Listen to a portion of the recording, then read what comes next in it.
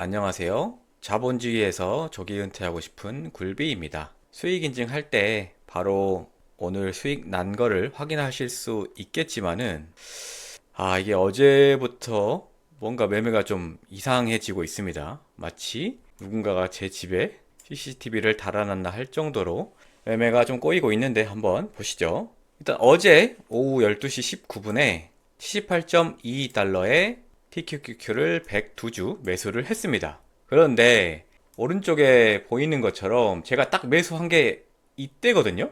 그러니까 보시면은 차트 흐름이 이렇게 내려갔다가 좀 올라왔다가 다시 지지를 받는 모양이어가지고 여기에 진입을 했는데 제가 진입하자마자 바로 떨어지더라고요. 그래서 장 시작하기 전까지 계속 떨어지다가 다행히도 장이 시작하니까 다시 반등을 해서 79달러까지 올라갔고, 저 같은 경우에는 잠이 새벽 3시에 깨가지고 이렇게 4분할로 매도를 했습니다. 그런데 정규장 끝난 걸 보시면은 사실 그냥 잠 푹 자고 일어나서 팔아도 별 차이가 없는 수준이었거든요. 뭐 보이는 것처럼 거의 거기서 거기로 마무리가 됐기 때문에. 그래서 이번 매매를 통해서 약 11만 원 정도의 수익을 얻었습니다. 다행이죠. 그런데 지금 금요일에 영상을 제가 촬영하고 있잖아요. 그런데 오늘도 오전 10시 13분에 제가 78.63달러에 102주를 매수했습니다. 그런데 보시면은 오늘 같은 경우에도 이렇게 올라갔다가 내려갔다가 반등받고 올라갔다가 내려갔다가 반등받고 올라갔다가 내려가길래 지금 보시면은 하나 둘 세 번이니까 여기서 사면은 반등을 하겠구나 라고 싶어가지고 매수를 했는데 어제랑 똑같이 제가 매수하니까 이렇게 주르르륵 그냥 어제보다 더 크게 밀렸거든요. 그러니까 이게 이틀이나 이렇게 돼버리니까 이거 제 MTS에 누가 해킹을 했나 싶을 정도로 매매가 꼬이고 있긴 한데, 어쨌든 저는 10분할로 1000만원씩 들어가고 있기 때문에 크게 떨어지면은 1000만원 더 매수하면 되죠. 기분은 나쁘지만은 그러려니 하고 넘어가겠습니다. 그래서 이번 5월달 수익 추이는 이렇고요. 그리고 지금까지 누적 수익은 이렇습니다. 4월에 209만원, 5월 현재까지는 148만원이고요. 그리고 누적 수익은 357만원입니다. 계속 장이 올랐기 때문에 1억 이상 매수한 적이 없었고, 뭐 1억이 아니라 1000만원 이상 매수한 적이 없었기 때문에 뭐 1000만원 단타한 거 치고 나쁘지 않은 성적이라고 생각합니다. 다음은 공포 탐욕 지수인데요. 시장이 뭐 오르던 내리던 거의 변화가 없습니다. 66에 고정이 되어 있는 모습입니다.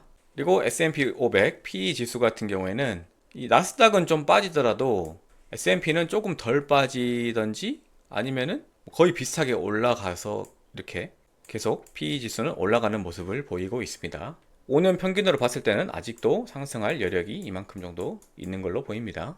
나스닥 같은 경우에는 5월 14일 기준으로 38.6이고요. 38.6이면은 20년 차트를 봤을 때 거의 꼭대기라서 계속 말씀드리지만 저 개인적으로는 나스닥이 조금 주춤하는 모습을 보이고 S&P 500만 반등하는 모습을 보이거나 아니면은 S&P 500과 나스닥이 떨어지는데 S&P 500이 좀 더 큰 폭으로 조정을 받지 않을까라고 조심스럽게 생각을 하고 있습니다. 그리고 저는 개인적으로 이 주식 하시는 분들이 그렇게 주목하고 있지는 않지만은 지금 현재 국채 금리가 굉장히 가파르게 오르고 있거든요.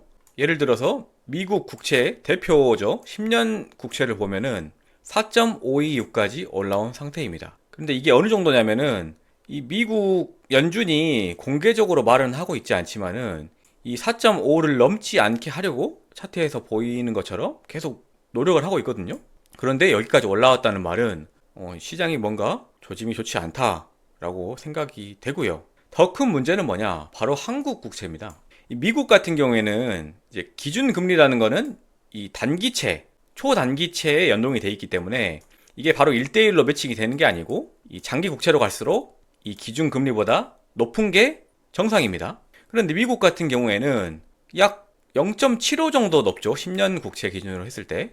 그런데 한국 국채 같은 경우에는 지금 한국 기준금리가 2.5거든요. 그런데 촬영하고 있는 시점 기준으로 한국 국채 기준금리가 10년채 기준금리가 4.2까지 올라왔습니다.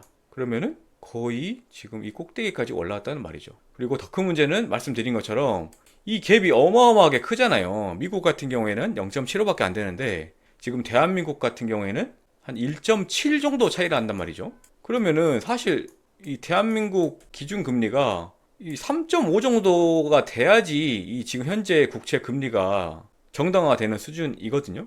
그러면 만약에 한국은행이 지금까지는 계속 버티고 있지만은 물가가 계속 튀어서 금리를 올린다라고 하면은 한국 주식시장은 어떤 일이 일어날까요? 저는 좀 염려가 되기 시작했습니다.